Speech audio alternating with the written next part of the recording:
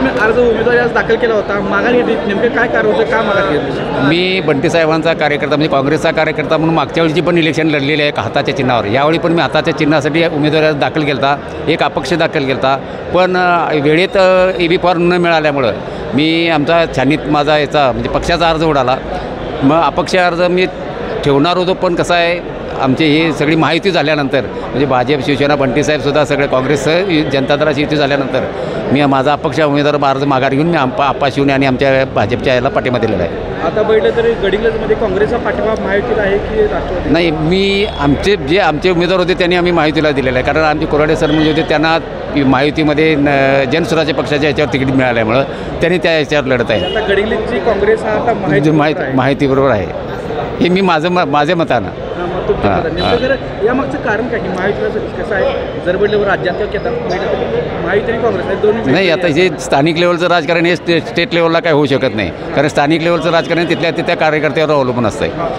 वरचे नेते एकच असतात, वरती तिथं कुठे युती करतात. त्यामुळे आपल्याला जो सोयीस्कर उमेदवार असेल किंवा आपला निवडून येण्याची कपॅसिटी ज्याच्यात आहे, जो खरोखर काम करणार आहे, त्याच्याशी हे करायचं. वरिष्ठांशी बोलणं झालं होतं किंवा वरिष्ठांचे आमचे नेते संग्रामसिंह नलवडे यांच्याशी बोलणं झालं. त्यांनी आम्हाला सांगितलं तुम्ही असं करा. मी उमेदवारांचे बोलणं करून दिलं, त्यांनी त्यांच्याशी मान्य केलं. मग मी माघार घेतली. किती टक्के काँग्रेस आहे जो सध्या माहितीसोबत आहे? तसे 75% काँग्रेस माहितीसोबतच आहे.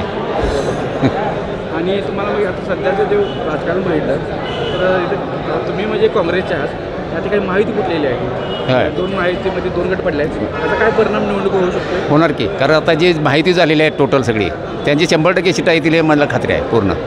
राष्ट्रवादी गट जो मुस्लिम साहेबांनी दुसरे पॅनल उभा केले, त्यांचा प्रभाव किती पडतो? त्यांचा प्रभाव पूर्वी होता, आता हे सगळं गठबंधन झाल्यामुळं त्यांचे पण जरा हे झालेलं आहे, म्हणजे समसमान होईल असं त्यांना पण व्हायला लागलं.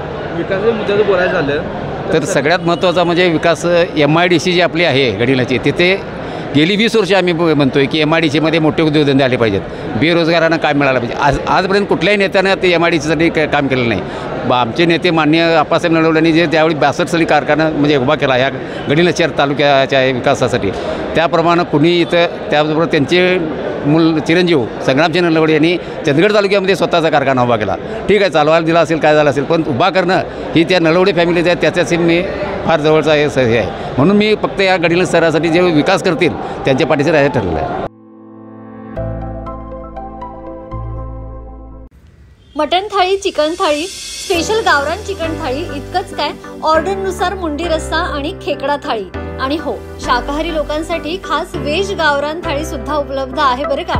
चला तर मग अस्सल कोल्हापुरी जेवणाचा आनंद घेऊया. आजचा बेत फक्त रानवारा रिसॉर्ट मध्ये. संपर्क 9209 76 13 53. पत्ता कोल्हापूर पन्हाळा रोड, केरले, मानेवाडी.